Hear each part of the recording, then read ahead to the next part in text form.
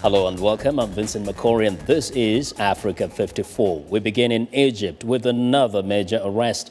Issam El Arian, another senior member of the Islamist Muslim Brotherhood, was taken into custody in Cairo.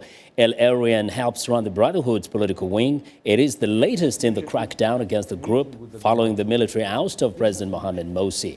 Hundreds of Brotherhood leaders, including Mr. Morsi, are charged with inciting violence. More than 1,000 people, mostly Islamists, were killed in the clashes.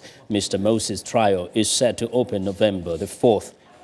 U.S. lawmakers say President Obama's decision to withhold some military assistance to Egypt may undermine U.S. interests in the Middle East. We get more from VOA State Department correspondent Scott Stearns. With violence in Egypt continuing, U.S. lawmakers are questioning Washington's decision to hold back major weapons from a longtime ally, Democratic Congressman ELIOT Engel. The region's falling apart, Syria spiraling out of control, Iran looms as a significant threat. It just seems to me it's not very wise to any risk alienating our traditional allies and friends. Withholding tanks and attack helicopters punishes a military that toppled an increasingly authoritarian Muslim Brotherhood-led government, says Republican Congressman Dana Rohrabacher. We're hanging General Assisi and the people that we're applauding for defeating radical Islam in Egypt. We're leaving them hanging out to dry.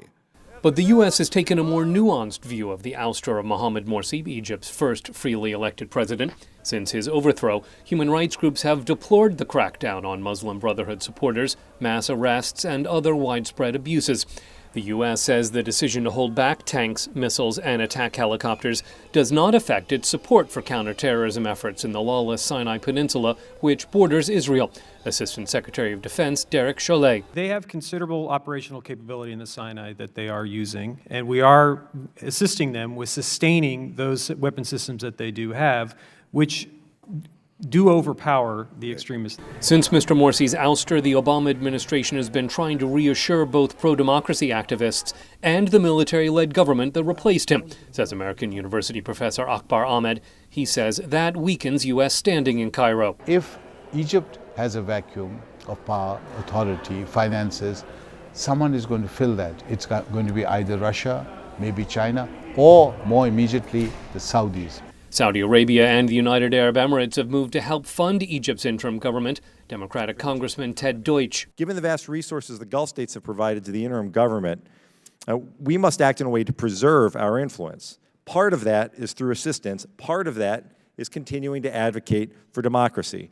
Washington is pushing for democracy, says Acting Assistant Secretary of State BETH Jones. We do intend to continue working with the interim government. We have explained this in great detail to the interim government, and as we recalibrated our assistance, focused on the core national interests of the United States. The Obama administration says its partnership with Egypt will be strongest when there's an inclusive, democratically elected civilian government based on the rule of law.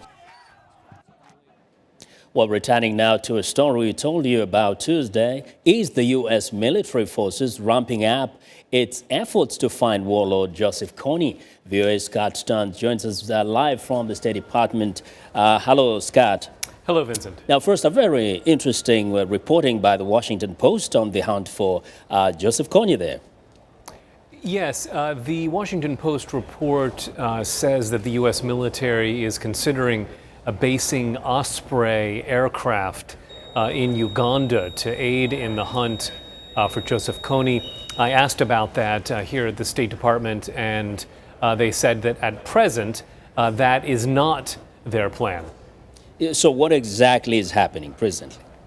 Well, U.S. officials say that they believe there has been demonstrable progress in degrading the leadership capacity of the Lord's Resistance Army. As you know, 2 of the 5 top commanders have come over in the last year. There have been some high-grade defections, but finding Mr. Kony himself is difficult, given the difficult conditions of the hunt.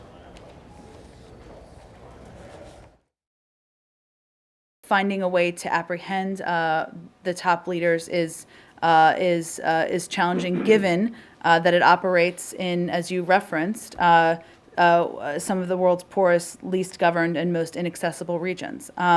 So we are still pressing to take steps that we've had underway for some time, which is supporting governments in the region in their efforts to end the LRA threat. U.S. State Department spokeswoman Jen Psaki, who also reminded that there is a $5 million bounty for information leading to the capture of Mr. Kony. Yes, and we know, Scott, that the hunt for Kony has for several months now been primarily centered around the Central African Republic. What is the progress in that operation? There was a setback there with the change of government in Bangui. The United States suspended its assistance to the military of the Central African Republic.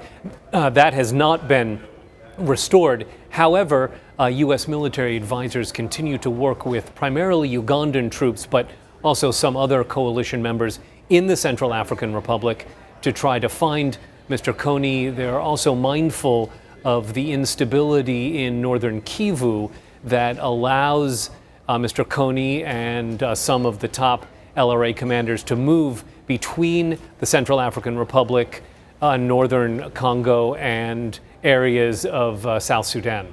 Very briefly, so this is kind of one of the most complicated aspect of the operation is that it's operating in a very vast area that is heavily forested.